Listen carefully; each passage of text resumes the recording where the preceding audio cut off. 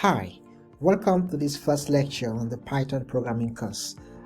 We are going to start this course from the beginning, so it's going to start from scratch. So if you are a beginner, don't worry, you'll be alright. So at the end of this lecture, you'll be able to learn the following concepts. You will understand what is Python, commenting in Python, variables, data types, operators, and control flow. So what is Python? So Python is a high-level interpreted programming language which was designed to be easy to read and write because the syntax is simple and straightforward, comparable to other programming languages. Okay, so comment in Python. So the hash symbol in Python is used to add comments to your code. So the interpreter is going to ignore everything after the hash line, after the hash symbol on the line. So you can use it to add notes or explanations to your code. This is very important when you're doing debugging or if someone else has to review your code. Let's look at this example. Let's write a comment. So I start with the hash symbol. This is a comment. So if I declare a variable, I say x equals 5, and if I print let me add a line here. So if I print x, right, you see that we get 5. So the comments which was part of the code is ignored by the interpreter. So that's the function of comments. Okay, next let's look at variables. Variables are used to store values. Okay, so to make a variable, simply name it and assign a value with the equal operator.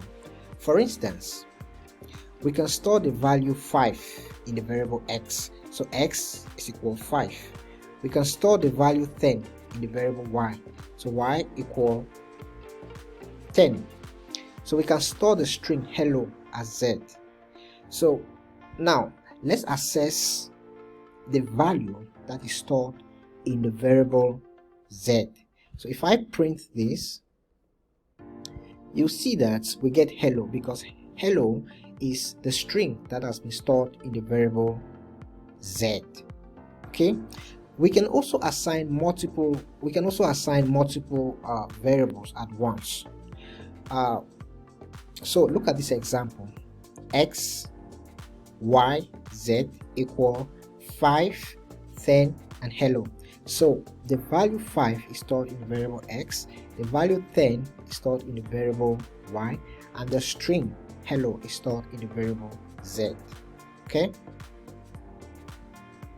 next, data types.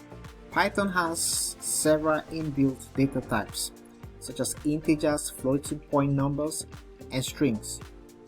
Integers. So in simple terms, integers are whole numbers. For instance, x equals 5 and y equals 10. So these are whole numbers. Next, floating point numbers. So floats are decimal point numbers. For instance, x equals 5.0 and y equals 10.0. So these are decimal point numbers and they refer to as floats. Next, strings. So strings are a group of characters. For instance, x equals hello and y equals world. So these are strings and they are a group of characters. What we mean by group of characters here is, suppose in this example y equal world, right?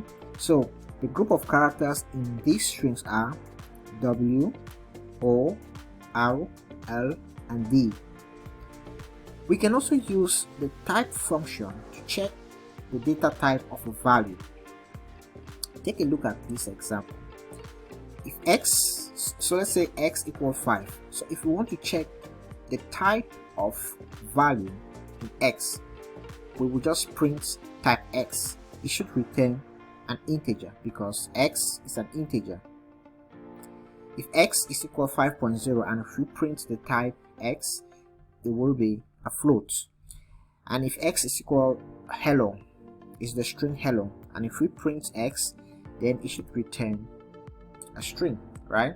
So if I print this code block, then you will see that in the first case we have integer, and in this, and the class for the second case is floats, and the next is strings. Okay, now next, operators. So Python has several inbuilt operators for mathematical calculations, such as addition, subtraction, multiplication, division, modulus, remainder, exponential, greater than, less than, greater than or equal to, or not equal to. Look at these examples. So we can add numbers, we can divide, we can subtract numbers, we can multiply numbers, we can divide, we can get the remainder of the number, we could square numbers using these operators. Okay, next, control flow. Python uses indentation to denote code blocks. You can decide on the number of indentations to use, but it's common practice to limit the number to 4. The if statement can be used to control the flow of your code. Let's look at this example. Suppose x is equals to 10. So we set a condition that if x is greater than 9, then we will print x is greater than 9, or else we will print x is not greater than 9.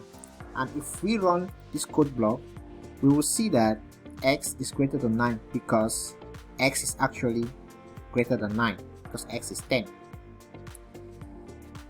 You can use the elif, which stands for else if, to add more conditions to your code. And we can also use the else to specify the code block to run if none of the conditions are met. Right, let's look at this example. So if x is greater than 9, we will print x is greater than 9. Elif, so else if we set another condition, x is less than 9, we will print x is less than 9, right? And then if none of these conditions is correct, then the else statement will be used, which will print x is equal to 9. Now, if we print this statement, we will see that x is greater than 9 because the first condition is met. Okay, so this concludes the first lecture, which we were looking at some syntax in Python. And it's very important for you to understand these basic concepts as this is going to be very useful for you as we advance to more advanced concepts. Okay.